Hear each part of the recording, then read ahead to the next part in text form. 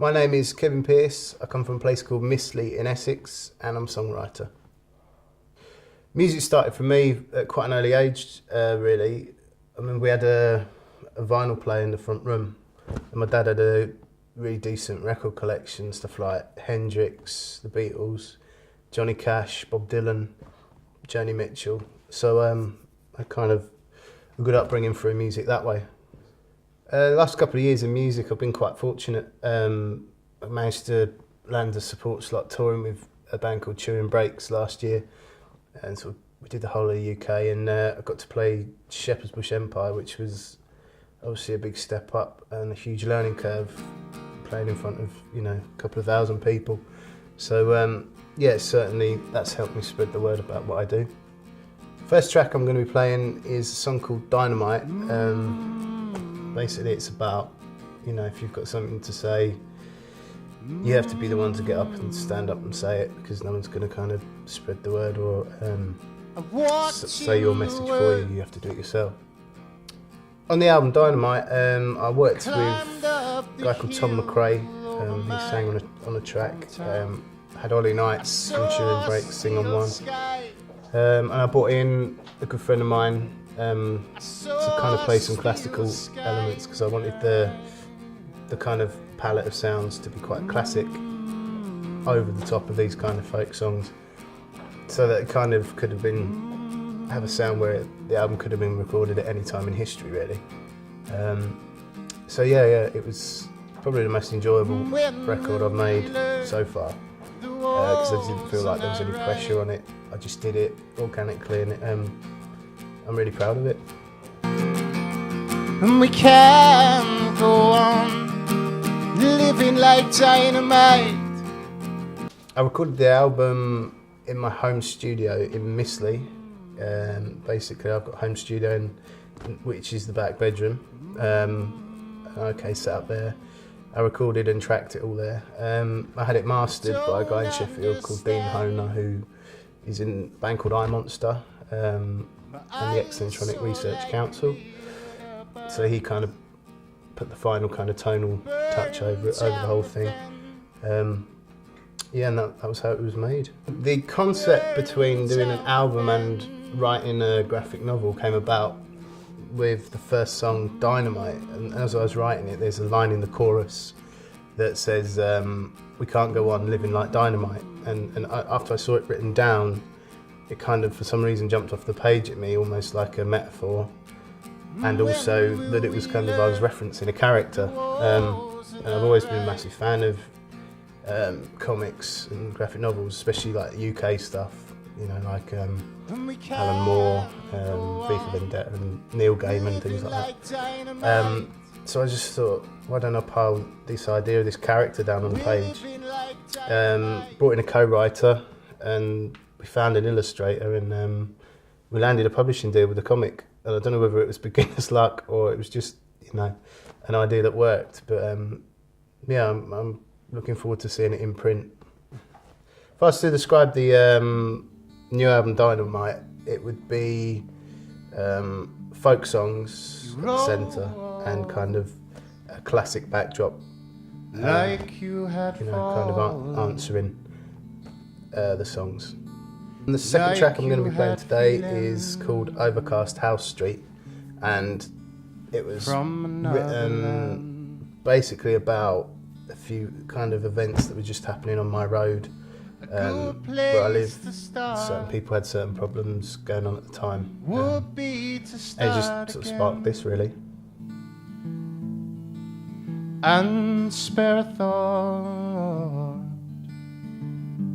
for the overcast houses in your street. The album so far has been received pretty well. It's Dermot O'Leary's played it on Radio 2, Bob Harris has played a couple of tracks, Janice Long on 2, Blur's drummer Dave Roundtree on XFM has played it, so yeah, it's kind of already sort of got a life of its own since I put it out, really. The album's available through iTunes, Amazon online, or CDs through my Bandcamp and my website, which is kevinpearcemusic.com. My experience with the record industry has been quite a varied one. I had experiences with kind of working towards doing things with major labels in the past, and you know, that stuff really doesn't matter. It really doesn't. I think what matters is going out, playing live, playing your records to people, and if people really like it, they're going to buy it and they're going to support you. You know, it might only be a cult fan base, or it might expand to something much, much bigger. But if people you believe in what you do, and people believe you back, they'll stay with you from now until the end of everything you do within music. My influences in music, quite a broad range really. I love all the old songwriters, kind of like Nick Drake and John Martin and Bob Dylan. I love electronic music, bands like Kraftwerk and Neu. And I love classical music, like especially kind of more modern stuff like Arvo Part and Gorecki. So yeah, a wide mix really. When I'm writing a record, the inspiration kind of comes from what I know, really. Just kind of things I experience, or things I'm feeling frustrated about, I need to get off my chest, or something that's happened to someone who I care about a lot. Political things can wind me up to want to write something about it and say something back. So yeah, I just let the world be the canvas, and just sort of kind of just try and put it into something that is coherent at the end of it.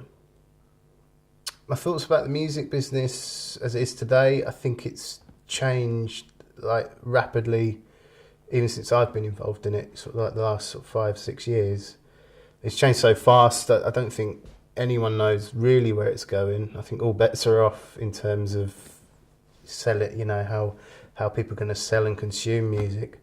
But all I do know is that the more you go and play in front of people live, and they take that live experience home with them, the more you're going to get a following, or the more you're going to get people talking about what you do.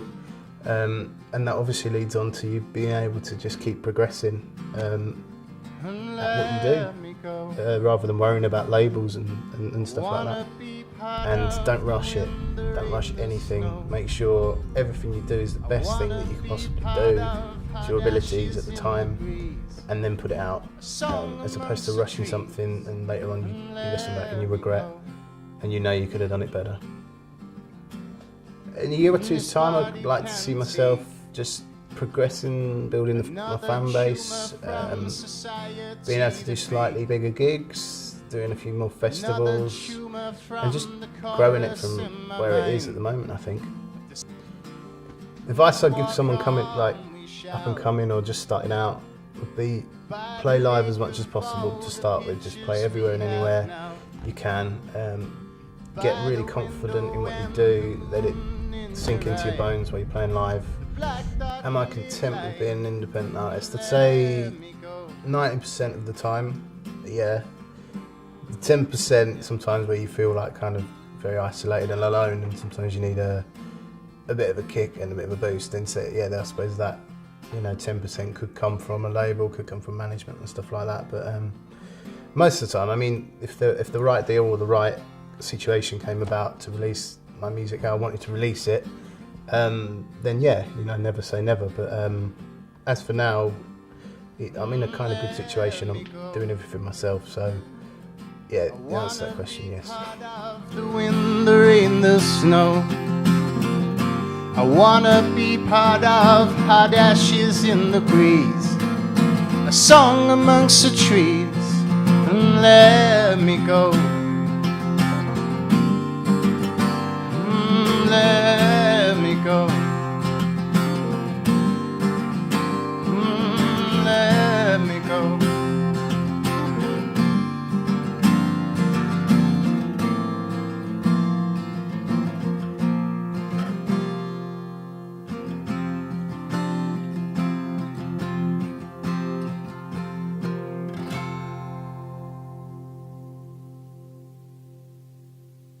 I'm Kevin Pearce, and you're watching View the Music.